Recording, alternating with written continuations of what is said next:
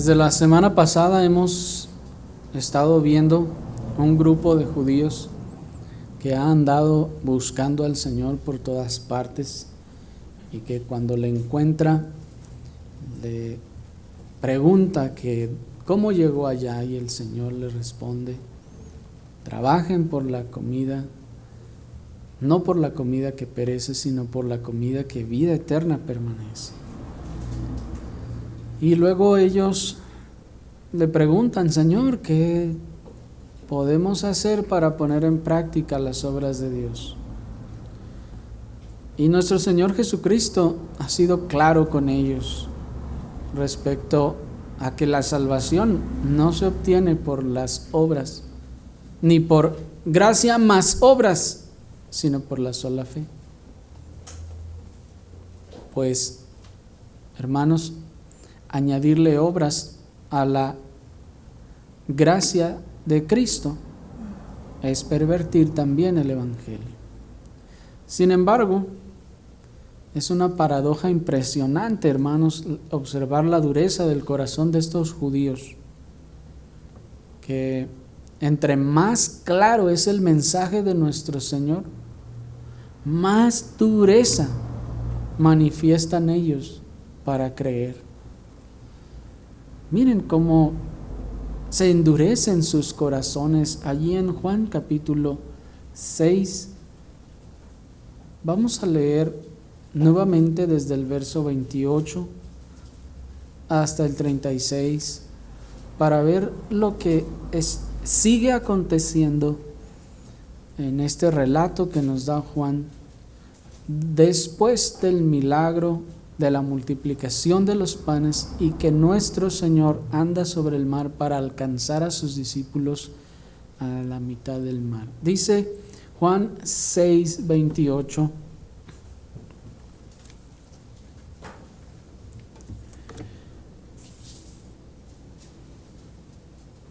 entonces le dijeron: ¿qué debemos hacer para poner en práctica las obras de Dios?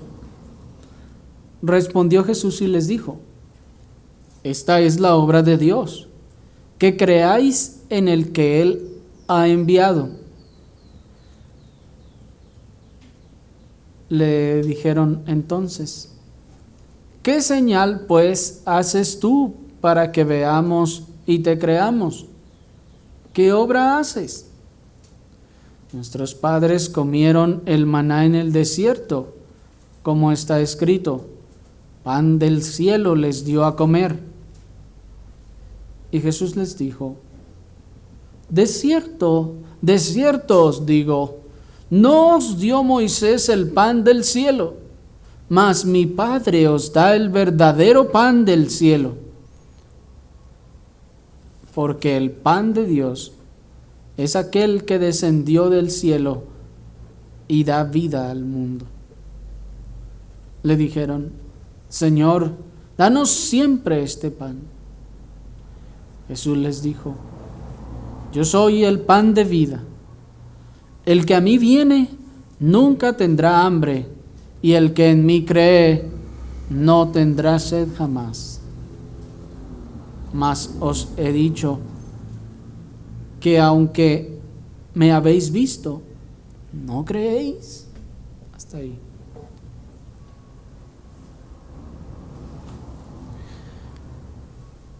Miren, hermanos, pues a este grupo de personas. Nuestro Señor les ha dicho ya que no se trata de obras la salvación.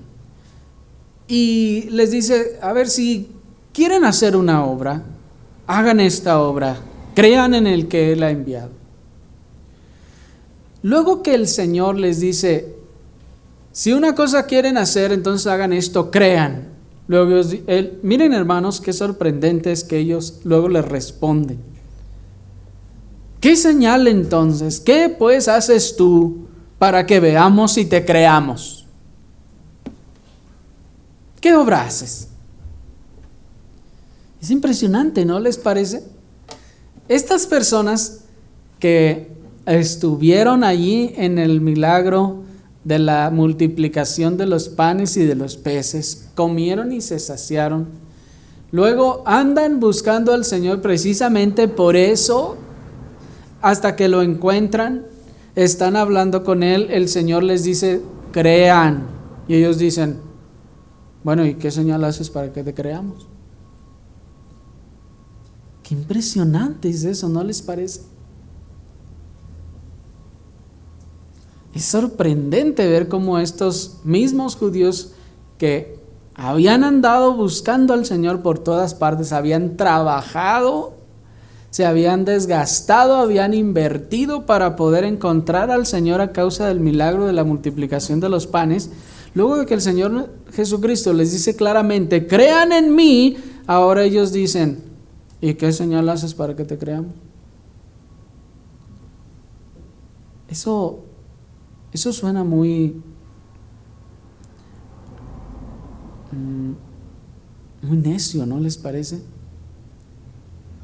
Tan solo había transcurrido un día desde que habían visto el más grande de los milagros que nuestro Señor Jesucristo ha hecho hasta ahora y se les había olvidado. Sí me siguen, hermanos, porque las personas, recuerden, los que fueron alimentados ya habían llegado allí porque ya habían visto otros milagros del Señor antes. Ya habían visto al Señor sanar a los enfermos, ya habían visto muchas cosas. Luego ven al Señor multiplicar los panes el día anterior. O sea, ayer, digamos, y nos posicionamos en su momento, ellos ayer vieron al Señor multiplicar los panes y el Señor les dice, crean en mí, y ellos dicen, ¿y qué obra haces para que te creamos? Es impresionante, ¿no les parece? Había transcurrido tan solo un día desde que habían comido hasta saciarse y ya se les había olvidado. Seguro todavía traían esos panes y peces ahí en el estómago dando vueltas, siendo procesados, y todavía preguntan, ¿qué obra haces para que te creamos? Y hermanos, ciertamente nosotros nos atreveríamos a acusar a estos judíos de cínicos, si no es que nosotros también fuéramos muchas veces igual que ellos. ¿No es así? Que se nos olvida, hermanos, la mano de Dios que nos ha librado, que nos ha ayudado, que nos ha dado tantas cosas. Y nos volvemos a encontrar en alguna situación y ya se nos olvidó, ¿sí o no? Incluso también cuando venimos a la adoración, venimos a adorar al Señor, venimos a darle gloria, honra, acción de gracias, y venimos como que si no hizo nada por nosotros en la semana. ¿No es así? Todo se nos olvidó. Tan solo hagan la prueba. ¿Cuántas maravillas que ha hecho Dios con ustedes esta semana, de cuántas se acuerdan?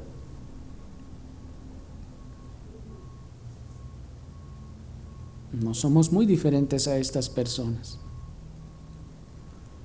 Estos judíos no solo habían puesto su confianza en sus buenas obras, sino como todo aquel que suele hacer eso, que suele hacer lo mismo, poner su confianza en sus buenas obras, todavía se negaban a creer. Pues hermanos, ya hemos visto en otras oportunidades que la solicitud de señales y milagros, antes que ser un sincero deseo de creer, es más bien una muestra de incredulidad. ¿Se acuerdan? Las personas que piden señales y milagros para creer, no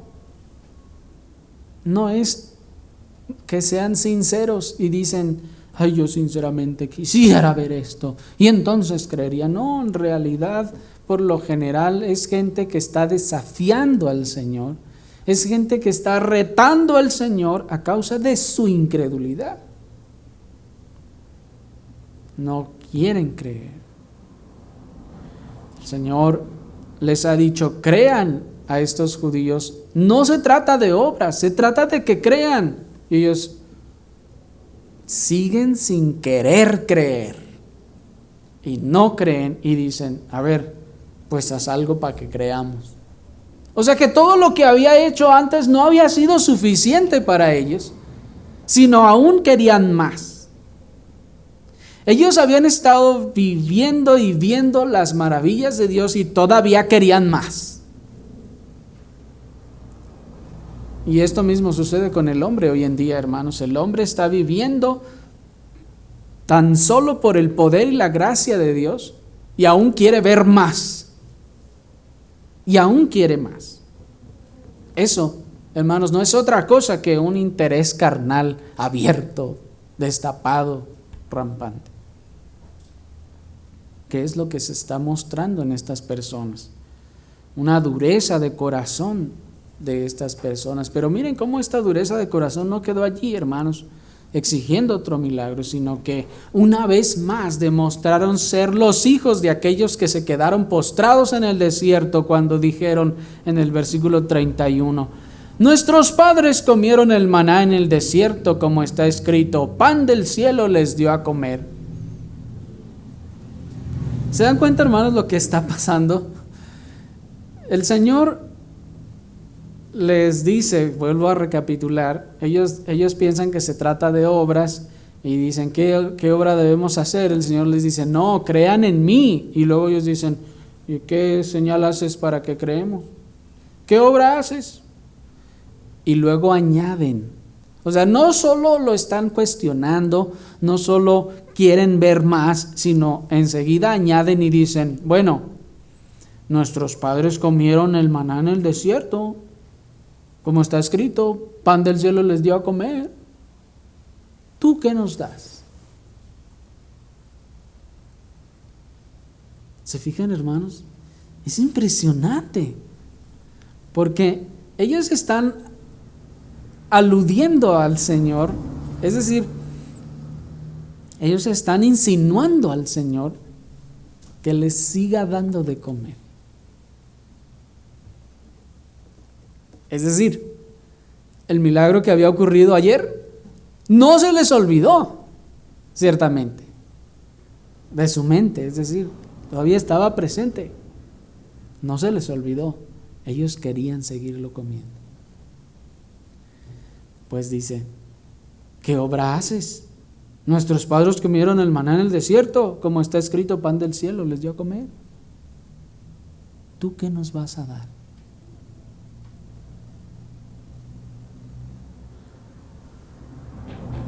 Y parece que estos judíos, bueno, como les digo, están aquí, ellos están mostrando que de verdad eran los hijos de aquellos que se habían quedado postrados en el desierto, hermanos.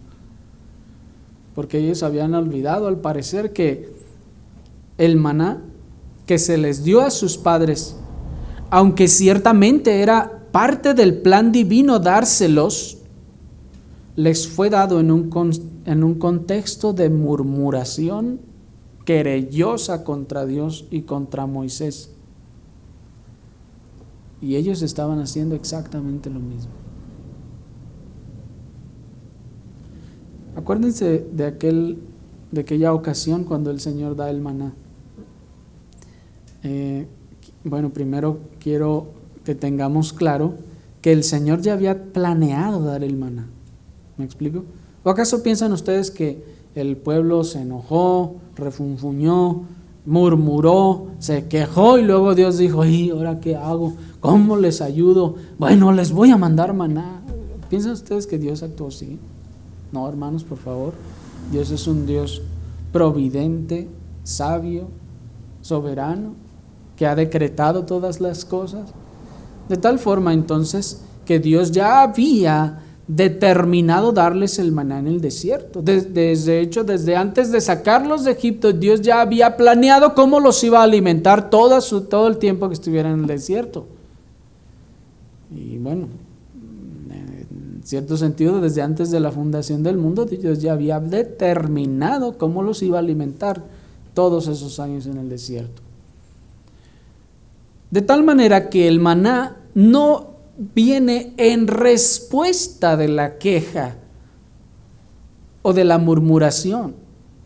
Como que Dios dijo, pues bueno, no me queda más que dárselos, ahí les va pues. No, el maná de hecho, hermanos, y como vamos a ver más adelante, es un propósito de Dios para mostrar un símbolo más de la obra de Cristo el Salvador. El maná es un símbolo, una figura, un tipo más de Cristo. De tal forma que el Señor desde un principio había determinado que se los iba a dar, porque el plan de dar el maná era que éste fuera una figura y un tipo de Cristo. Se los da en un contexto de murmuración a causa del pueblo mismo, en su gran misericordia. Pero probablemente Dios había planeado dárselos, así como en el caso de Adán y Eva, una vez que ellos mostraran su fe y fidelidad, su confianza en el Señor. Y Él tal vez había planeado dárselos en ese contexto de fe y de confianza. No sé, el Señor sabía que el pueblo iba a empezar a tener hambre y que tal vez el Señor habría esperado que el pueblo se hubiera puesto en oración, no sé, hubiera dicho: Señor, tú nos sacaste, ya vimos las 10 plagas que hiciste allá en Egipto, ya vimos tu mano poderosa abriendo el mar, pasamos en seco, el mar se cerró y se ahogaron todos los egipcios. Estamos viendo la nube y estamos viendo la columna de fuego. Nosotros sabemos que tú nos estás cuidando, que estamos bajo tu protección y tu guía. Señor, confiamos en ti. Si nos has dado todo esto, que no nos vayas a dar de comer. Y tal vez en medio de esa oración o después de esa oración, el maná habría descendido para gloria del Señor, en medio de regocijo del pueblo, en acción de gracias al Señor. ¿Sí me explico? Pero no. Dios probó al pueblo. ¿Y qué hizo el pueblo? Murmuró contra el Señor y se rebelaron. Y entonces Dios, a pesar de su rebelión, miren que el Señor tan maravilloso, a pesar de su rebelión, les da el maná. ¿Por qué? Porque eran buenas gentes y lo merecían. Porque si se morían, entonces ya qué iba a hacer ya no iba a tener pueblo que hacer, que llevar, que transportar a la tierra prometida. No, hermanos, el Señor se los dio para gloria de su nombre y para cumplir sus propósitos eternos, pues como les decía, este maná tenía que ser dado, pues era y es figura de Cristo el Salvador. Pero el pueblo, pues, lo recibe en medio de rebelión. Y esto también, hermanos, contribuye a la figura, que es Cristo que viene, se encarna en medio de la rebelión misma de su pueblo, cuando su pueblo ya se había apartado de él. Y Cristo también viene a cada uno de nosotros en medio de nuestra rebelión, ¿no es así? Cuando estamos alejados de Él, cuando corremos en contra de Él, cuando queremos, o más bien no queremos nada con Dios. Pero volvamos a los judíos que están altercando con el Señor y démonos cuenta que ellos están haciendo algo esencialmente idéntico a lo que estaban haciendo sus padres en el desierto. Ellos están pidiendo una señal para, según ellos, creer, y todavía encima de eso tienen la osadía de decir qué quieren y decir: Señor, a ver, si quieres que te creamos, haz una señal. Pero que esa señal sea esto. Hermanos, eso no es otra cosa, sino una señal o una manifestación de total incredulidad. Una incredulidad tan grande que se atreve a osar pedir lo que quiere de señal. Ellos, acuérdense que el Señor les dice: ustedes me buscan no porque vieron las señales y creen en mí, sino porque se llenaron con el pan. Eso es lo que quieren. Y aquí lo están demostrando una vez más. Y dicen: a ver, Señor, pues si quieres que te creamos, haz una señal. Nuestros padres comieron el maná y Dios los alimentó por 40 años con maná.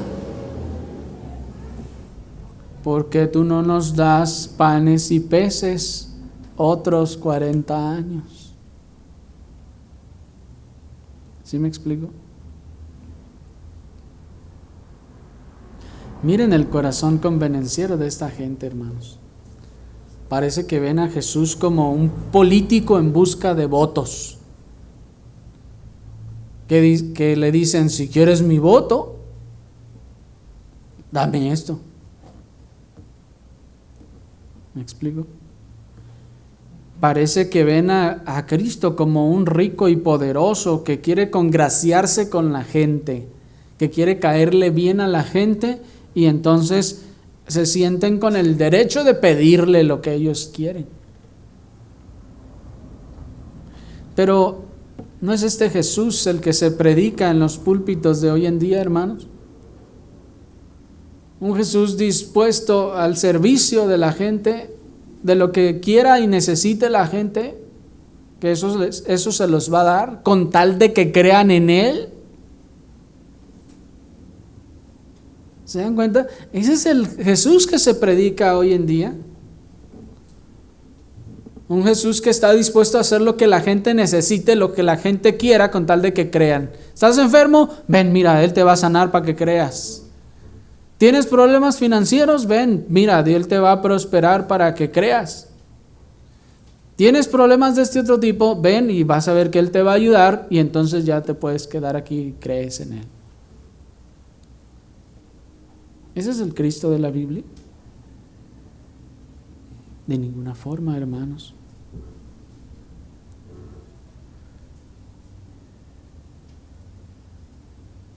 Pero esta es la forma en la que muchos hoy en día buscan a Jesús, por lo que Él puede darles si lo siguen, y no por buscarlo a Él. Ellos buscan al Señor por lo que puede concederles si vienen a la iglesia. Pero la verdad es que son ciertamente culpables los que hacen eso, pero son más culpables los predicadores de ese falso Jesús, por haber entrenado a la gente a buscar lo que Jesús puede darles antes que buscarlo a Él. ¿Quién tiene la culpa de todo esto? Principalmente los predicadores que entrenaron a la gente a buscar beneficios en vez de buscar a Jesús. ¿Me explico?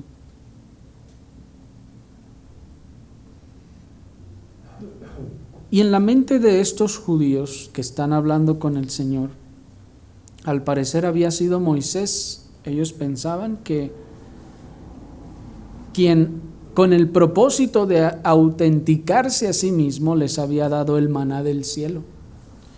Pues en el original, en el texto se hace un énfasis en el pronombre personal él. Y aunque en nuestro texto dice pan del cielo les dio a comer, en el original diría pan del cielo él les dio a comer. Y se hace un énfasis en el él, y es por esto que nuestro Señor responde en el versículo 32. Miren, Jesús les dijo: de cierto os digo, no os dio Moisés el pan del cielo, mas mi Padre os da el verdadero pan del cielo.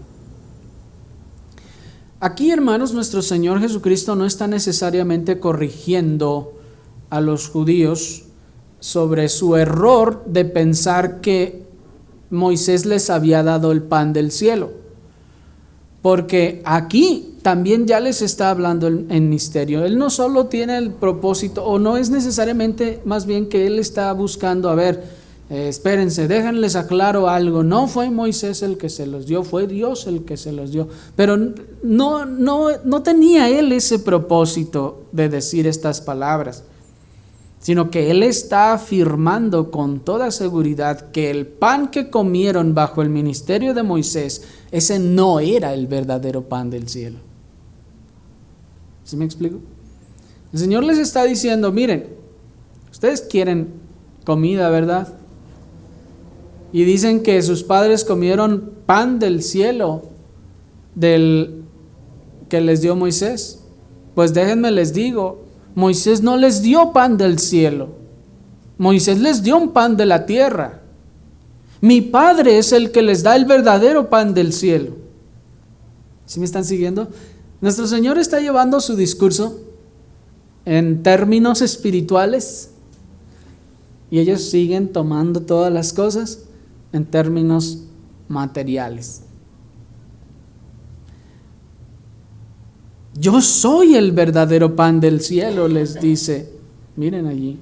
De cierto os digo, no os dio Moisés el pan del cielo. Mi Padre os da el verdadero pan del cielo, porque el pan de Dios es aquel que descendió del cielo y da vida al mundo. ¿Quién es ese que descendió del cielo y da vida al mundo? Él mismo le está diciendo, yo soy el pan del cielo que descendió y da vida al mundo. Yo soy el verdadero pan del cielo. Lo que comieron sus padres allá con Moisés no era el pan del cielo, porque yo soy el pan del cielo. Aquel maná no era nada en comparación con el pan que el Padre les está dando hoy. Pero vean cómo todas estas verdades y misterios que a nosotros ahora nos han sido reveladas, para los judíos seguían estando ocultas. Pues miren el verso 34. Le dijeron, Señor, danos siempre de este pan. ¿De cuál pan estaban hablando? Del terrenal. O sea, el Señor les está diciendo, miren, ustedes no se apuren por el pan, la comida que perece, sino por la que a vida eterna permanece. Luego ellos les dicen, nuestros padres comieron el maná en el desierto, como está escrito, pan del cielo les dio a comer. Y el Señor les dice, no, ustedes están interpretando mal el texto. El pan del cielo no era ese maná, sino era una profecía de que vendría el pan del cielo. Y yo soy ese pan del cielo que viene y que les da vida al mundo. Y luego ellos dicen, pues dánoslo todos los días y constantemente. Eso es lo que significa, danos siempre. Esa palabra siempre implica en el original constantemente, como diciendo, danos todos los días ese pan. Y el Señor dice, no me entendieron otra vez, no estoy hablando del pan terrenal. Y parece que ellos entienden como si el Señor les dijera, no, aquel maná no era nada, o sea, lo que yo les puedo darnos, olvídense. Y ellos, no, pues dánoslo pues, todos los días, de una vez. ¿Me explico? Pero hermanos, no debemos sorprendernos de la respuesta de estos judíos, pues ni aún el mundo evangelical entiende estas cosas. ¿El mundo evangelical no entiende estas cosas? No, hermanos. Y ni nosotros las entenderíamos tampoco si no nos hubieran sido reveladas. Pregúntenle ustedes a cualquier persona que se dice ser cristiana, ¿cómo es que Cristo es el pan del cielo? ¿Por qué es el pan del cielo? ¿Por qué cuando en la cena del Señor comemos el pan, estamos comiendo a Cristo. ¿Lo estamos comiendo? ¿Qué está pasando allí? Y hermanos, difícilmente el evangelicalismo de nuestro tiempo nos va a dar una respuesta satisfactoria. Pero la verdad es que nosotros, si el Señor no nos revela estas verdades, estaríamos igual. Pues tan solo, hermanos, recuerden cómo estábamos. Cuando oíamos la palabra bendición, ¿qué era lo primero que se nos venía a la mente?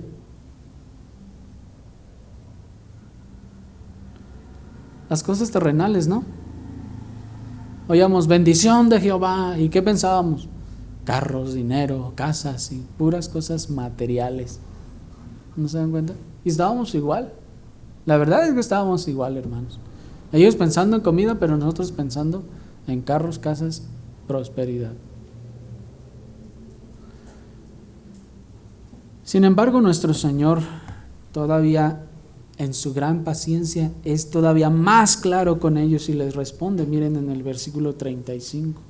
Jesús les dijo: yo soy el pan de vida. El que a mí viene nunca tendrá hambre, y el que en mí cree no tendrá sed jamás. Ahora el Señor ya es más claro todavía. Ellos siguen queriendo y pensando en el pan terrenal y les dicen: no, no se trata de pan terrenal. Yo soy el pan de vida. El que a mí viene nunca tendrá hambre, y el que en mí cree no tendrá sed jamás. Y vamos a ver después, hoy no, más adelante, que todavía aún así no entendían. Y en otra ocasión dijeron: miren cómo este quiere darnos a comer su carne y a beber su sangre. ¿Qué le pasa? ¿Me explico?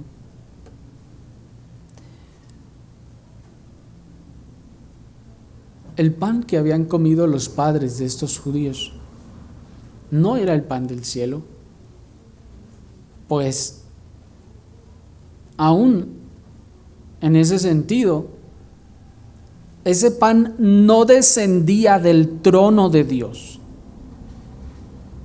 sino que era una comida terrenal que descendía de esta misma atmósfera terrenal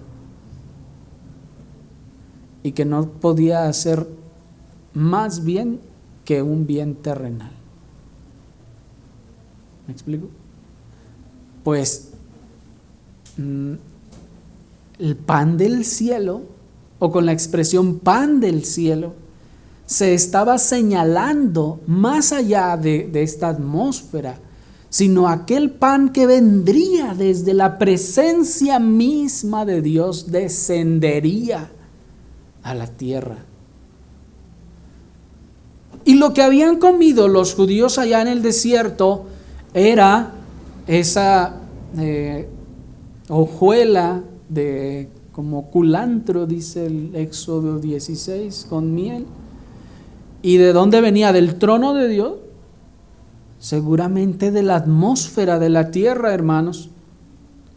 Y de aquí, que tan arriba, si arriba de las nubes o debajo de las nubes, no sabemos, y ellos tampoco podían saberlo, pero estaba dentro de la atmósfera terrenal y lo único que podía producir era un beneficio terrenal.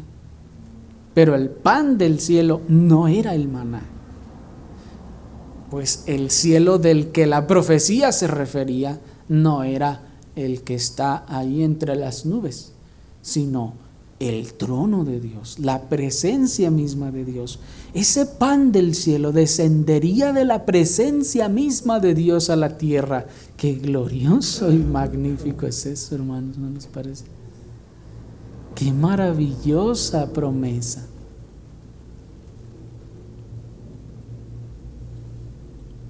Y el Señor les dice: bueno, el pan que comieron sus padres era de esta atmósfera, pero yo soy el pan de vida que descendió de verdad del cielo. ¿Cuál prefieren ustedes? Ustedes me están siguiendo porque quieren seguir comiendo y llenándose la panza. ¿Qué prefieren? ¿Seguirse llenando la panza o el pan que de verdad descendió desde el trono mismo de Dios? ¿Qué prefieren? El que comieron bajo el ministerio de Moisés, que solo les servía para el beneficio terrenal, o el que mi Padre mismo les da.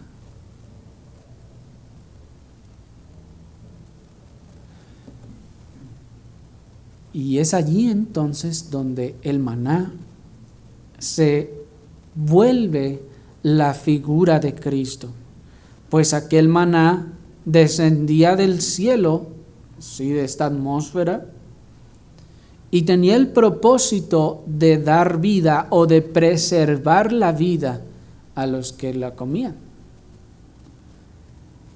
Y era por eso entonces un símbolo de la obra de Cristo, que vendría desde el trono de Dios a que aquel que lo comiera tuviera vida, pero ahora una vida eterna.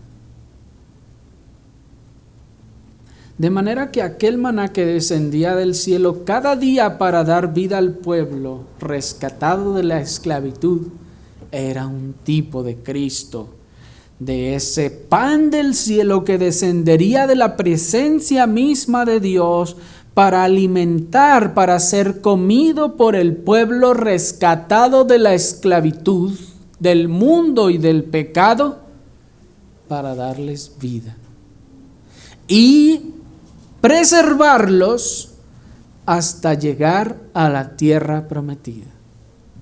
¿Se fijan? Qué figuras, hermanos, tan claras ahora para nosotros de la obra de Cristo. Así Cristo mismo descendió del cielo y se dio a sí mismo para proporcionar vida eterna a los que participan de él. Mediten en estas cosas, hermanos. Así Cristo descendió del cielo y se dio a sí mismo como ese pan de vida para proporcionar vida eterna a los que participan de él, a los que participan de su sacrificio, a los que comen su sangre y comen su carne y beben su sangre. Ese es precisamente el símbolo, ese es precisamente el misterio, la ordenanza, el sacramento, como quieran llamarlo, que se expresa en la cena del Señor. El pan que descendió del cielo para darnos vida. Dice el comentarista Albert Barnes, a Cristo se le llama pan porque, como el pan sostiene la vida, así su doctrina sostiene, preserva y salva el alma de la muerte. Por eso Cristo es, pues, el pan de vida, pues es esa la figura que viene a representar. Miren cómo el Señor les dice, además de los beneficios de este pan.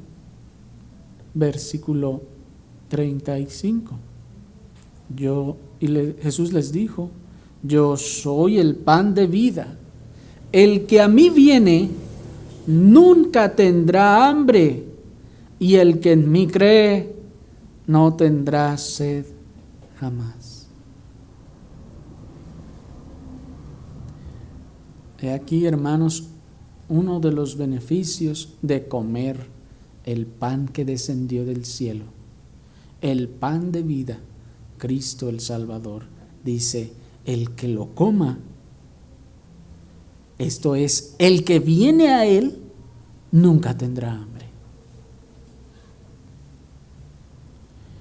Esto es que todo aquel que ha venido genuinamente a Cristo ya no tiene más hambre de ningún otro discurso.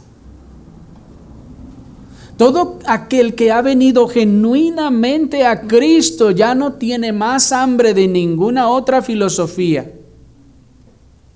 Todo aquel que ha venido genuinamente a Cristo ya no tendrá más hambre de ninguna otra religión. Por eso los cristianos son capaces de menospreciar, válgame la expresión, todo el resto de las religiones. Porque el que viene a Cristo y come el pan que descendió del cielo, ya no tiene hambre de ninguna cosa más. Podrá venir el Buda diciéndoles, no, mira, hazle así, ponte así y quién sabe qué, y el cristiano dice, ¿eso qué? ¿Me explico? El cristiano ya no tiene hambre de esas cosas. Pero díganselo a los que no han comido de ese pan que descendió del cielo y hasta van y andan comprando monitos así de estos panzones y lo ponen ahí en su casa, en su escritorio, o ahí andan comprando ¿cómo se llama? Esas cosas que para espantar las pesadillas y andan poniendo cuanta cosa y hasta en el mundo religioso hasta van y compran de estas, creo que se llama mezuzá, con una mano así judía y que se pone en la puerta y que para ahuyentar quién sabe cuánta cosa, hermanos. Por favor, el que ha venido a Cristo ya no tiene hambre de ninguna de esas otras filosofías, de esos otros discursos, de esas otras barbaridades de las religiones de este mundo, hermanos. Ya no anda con esos rollos o queriéndose poner acá el gorrito como que si fuera judío. Ya no tiene hambre de esas cosas. ¿Me explico? Porque ha encontrado el verdadero pan del cielo. Y ya no tiene hambre de andar detrás de los judíos, del judaísmo de los israelitas, ya no quiere hacerse judío como lo quería hacer antes. Ha encontrado el verdadero pan del cielo y ya no tiene más hambre de otras cosas.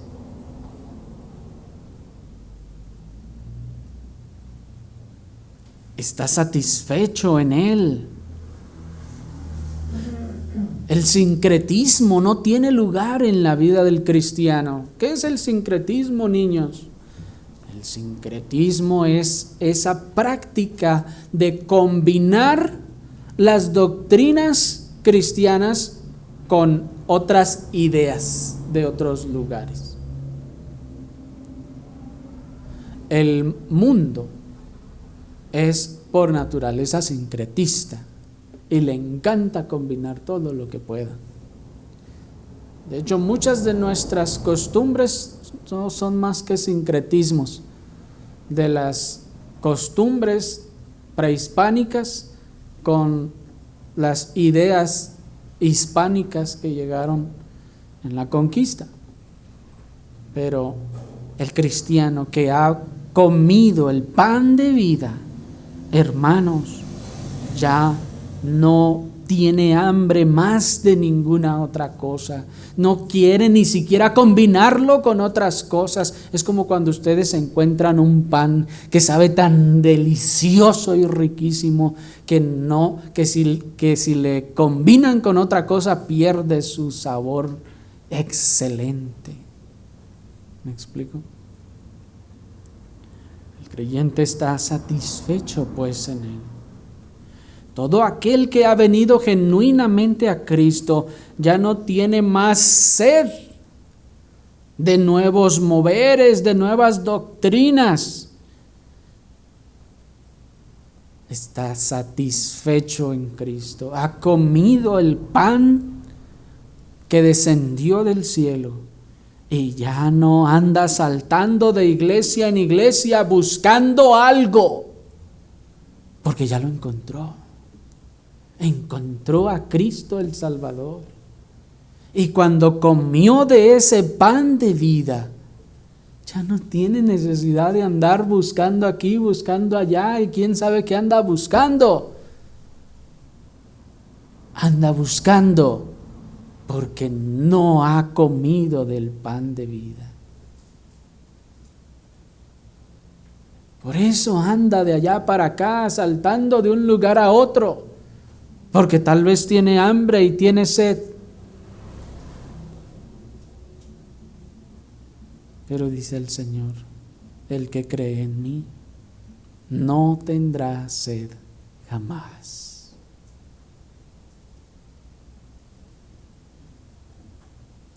Todo aquel que ha venido genuinamente a Cristo ya no tiene más hambre y sed de glorias y riquezas de este mundo, de logros y de anhelos terrenales. Ya el que ha venido a Cristo y ha comido de ese pan que descendió del cielo, ya no quiere ser un famoso artista como quería ser antes. Ya no quiere ser un rico empresario como quería ser antes. Ya no quiere ni busca los logros, las riquezas, los anhelos de esta tierra. Cristo le es suficiente. Está satisfecho en él.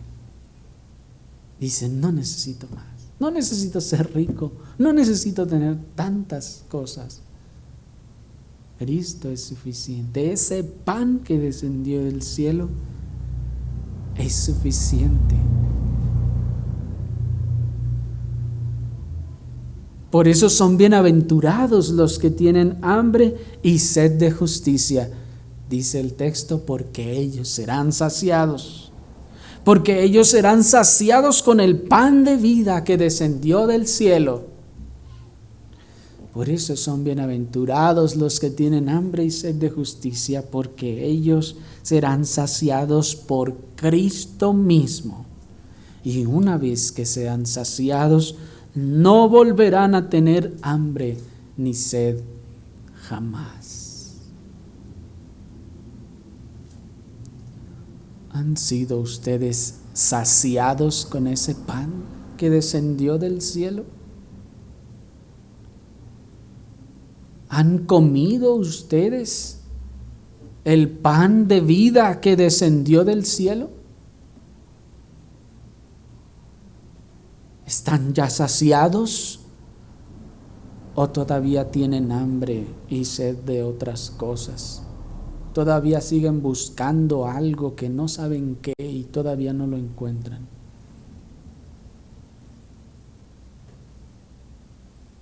He aquí el pan que descendió del cielo, Cristo el Salvador. Vengan a Él en arrepentimiento y fe, y entonces tendrán vida y vida eterna. Ya no del disfrutar de esta vida terrenal y carnal, sino de la vida que permanece para siempre, la eterna, la cual tiene todo aquel que come su carne y bebe su sangre. Esto es, todo aquel que viene a Él, cree en Él. Cristo dice, todo lo que el Padre me da vendrá a mí, y al que a mí viene, yo no le echo fuera. Vengan a Cristo, y Él no los echará fuera, y estarán entonces satisfechos en Él, y ninguna cosa más querrán. Dios tenga misericordia de ustedes. Oremos al Señor.